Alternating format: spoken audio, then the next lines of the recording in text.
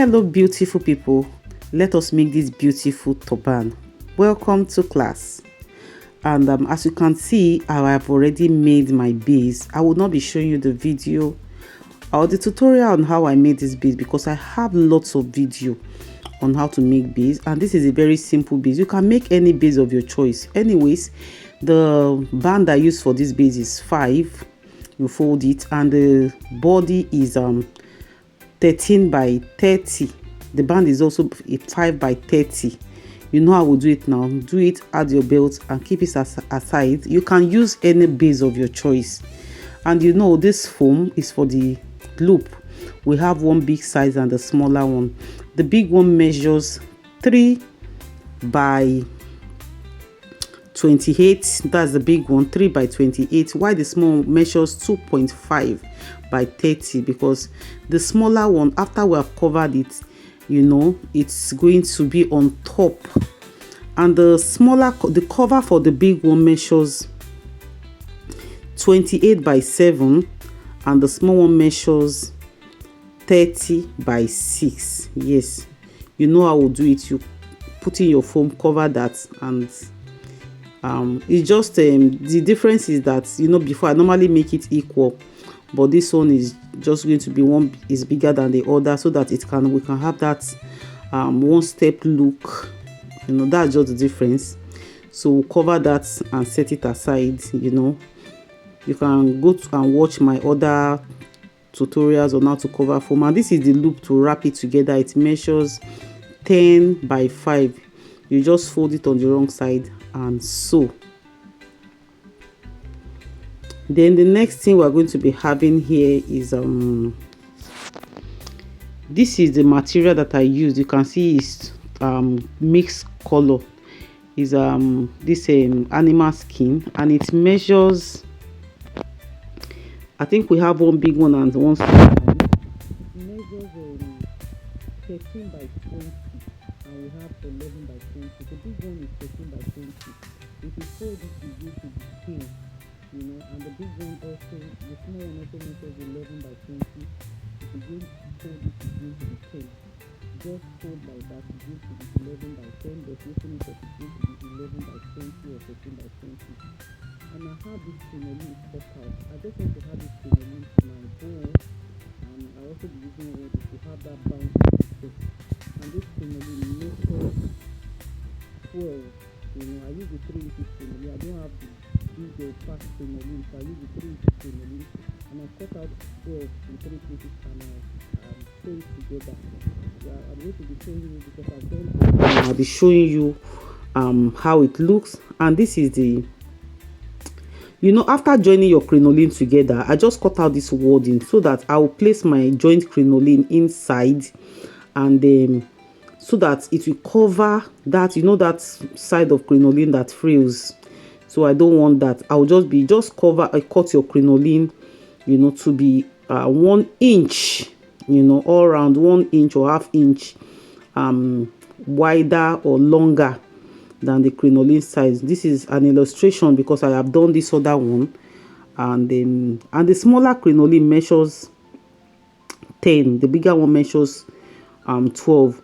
So you place it inside like this. I want to have that excess at the sides, you know, especially the side, that side that frills. I'll use it to cover it like this, you know. Then sew not on top of the crinoline. You can see me pinning it down here so that it will not move from one place to the other while I'm sewing.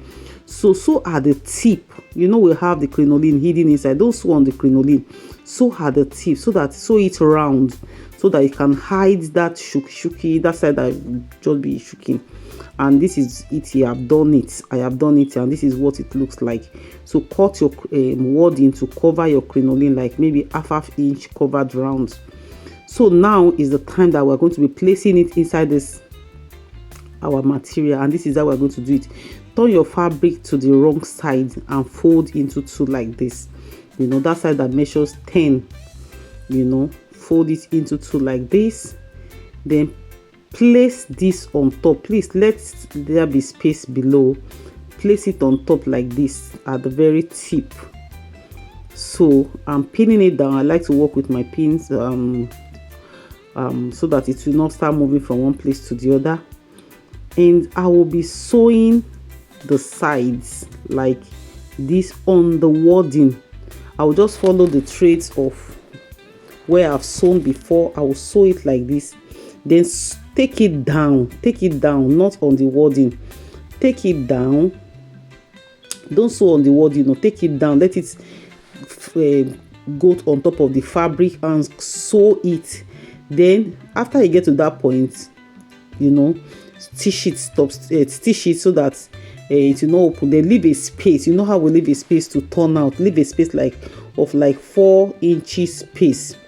Then continue to sew on the other side and sew it round again, so that we'll be able to turn it out from there. Space to turn out, yes, on the fabric. You can see, not on the wording. Then we take that side up to the side will be on the wording, but the lower part will be on the, if you are sewing on the fabric and you are leaving that space, you know, then you can see I have turned it out. You can still see the opening. The whole essence of this crinoline wording and what everything is to have that puffy and full bow, you know. So fold it in like that and stop stitch on it. So this is what I've done, and you can see the two, you know, looking so puffy. You know, place the smaller one on top of the big one, then form your bow. It's as easy as that. If you have watched this video to this level, the extent, I know you love what you're watching, you know, so kindly continue to subscribe or share this video and invite your friends also.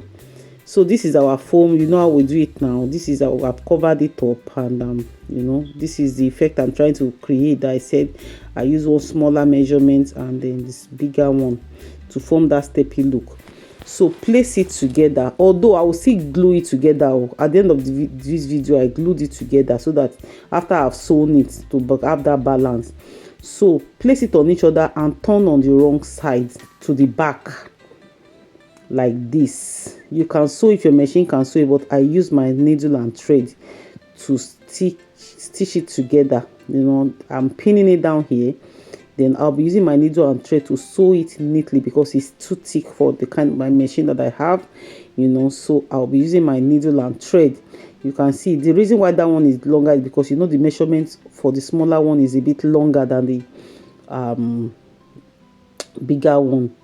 So after forming our bow, this is that loop I told you about. I've turned it out, so we'll wrap it around like this, and then on the wrong side I will use needle and thread to sew it and cut off the excess, then turn to the right side. I know a lot of us knows what I'm talking about, and so the next is as easy as that. It's going to be 2 in 1.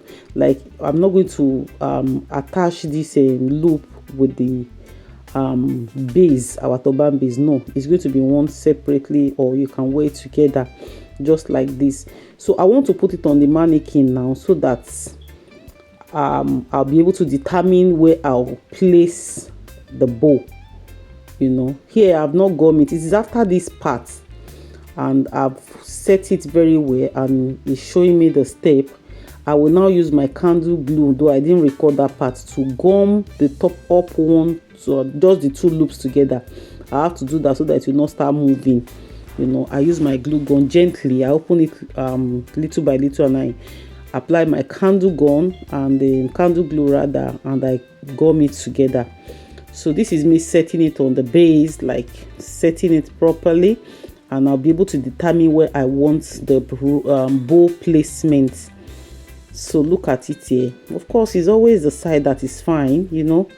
So here I'll be using my candle glue. Yes, I use my candle glue. If you can sew, you sew. This is me trying to determine whether it will be fine at the middle or side. So I will use my candle glue to place it by that side, and that is the end of our turban. So look at the final look of our beautiful turban. Isn't this gorgeous and elegant? So see you guys. Bye. Love you.